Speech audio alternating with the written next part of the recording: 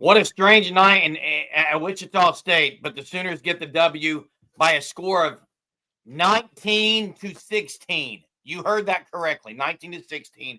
Sooner softball with the win against Wichita State in the midweek matchup. Before now, Tennessee Volunteers invade Norman, Oklahoma, starting on Friday. 3-game set. Before we get started, make sure you subscribe to the content here at the Sooner Surge. Hit that like button, smash that like button, comment on this video, give us your take on this wild game against Wichita State. Sooners win 19-16, and they needed every one of those runs.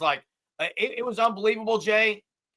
Wichita State, kudos. OU couldn't get many people out. Dill struggled, Monticelli struggled, Landry struggled. It was across the board, allowing runs. Every time OU would score 3 or 4, Wichita State would come back with more. But man, Twilight Zone type of night, Jay. Errors all over the place. Flush this game. Flush it. And Wichita State, man, they hit some bombs. One off top of the scoreboard. You're right. It's almost like they were grooving pitches and they were just destroying them.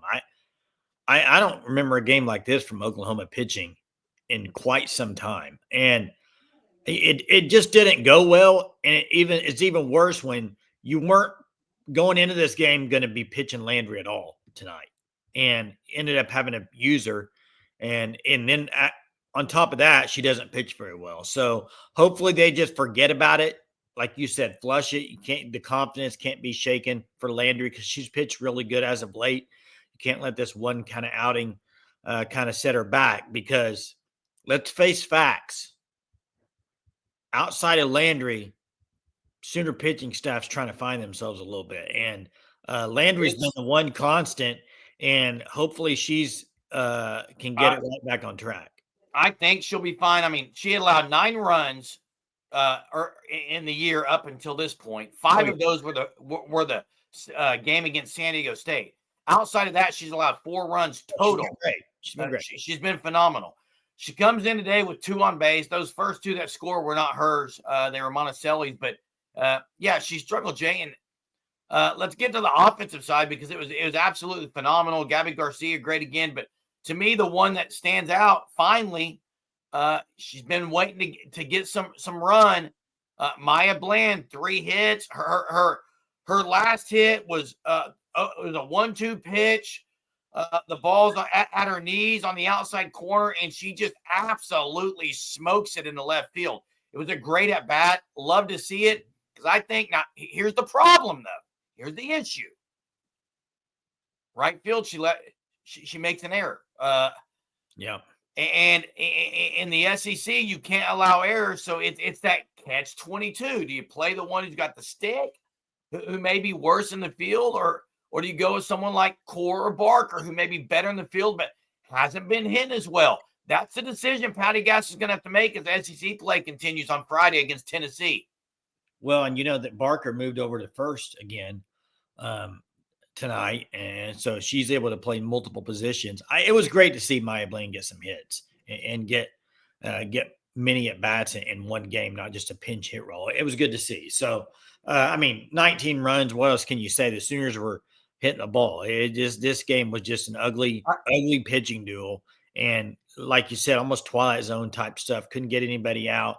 You got balls flying off the top of the scoreboard. You got errors. I mean, Emmerling, that play thrown at the third, just a bad throw. Down, what was it, 6th inning, I believe. But yeah, and that's a little bit of a concern for me, is Emmerling's defense. And I mentioned it before. I've been ripped on here before about it. Behind the plate, she's shown spots where she's been okay. I am concerned about the pass balls, or her inability maybe to get to some of those pitches that OU's accustomed to seeing people get to. It was great to see her go opposite field with the home run and get her stick back. But yeah, that play down the third base line, like there was some very uncharacteristic plays tonight from the Sooners. And is it expected? Yeah, it could be expected based on the youth of this team. I don't think 16 runs is expected. No, I didn't say 16 runs were expected. Okay.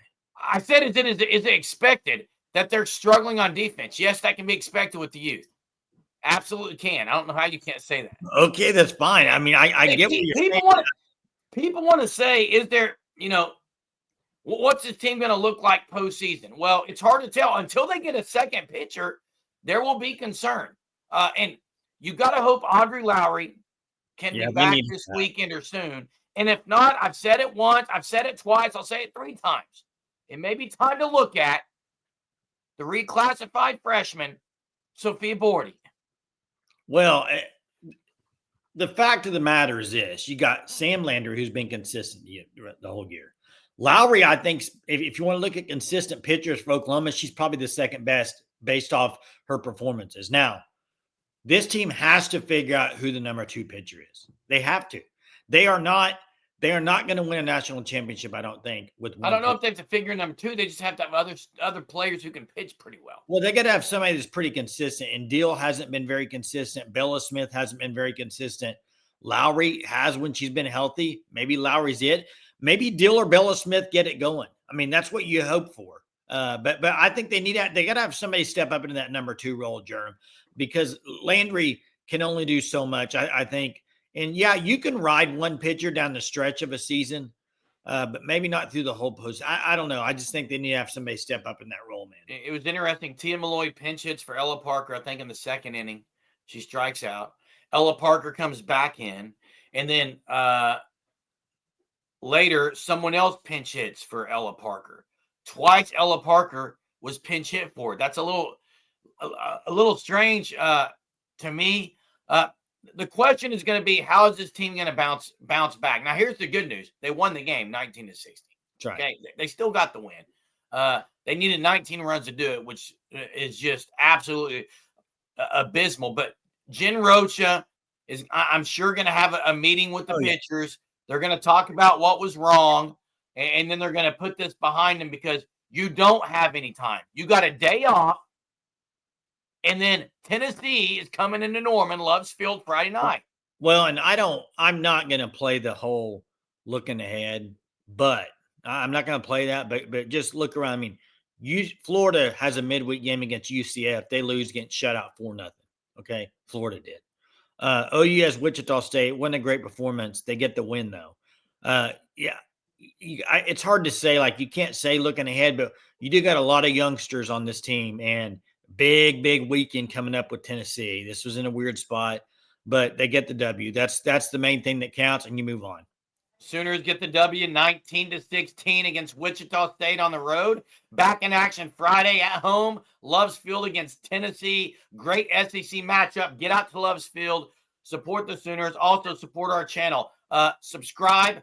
Turn on those notifications. Like and comment. Give us your takes on the game tonight, and check out the Fan Stop at thefanstop.com. We'll catch you next time, Sooner Nation.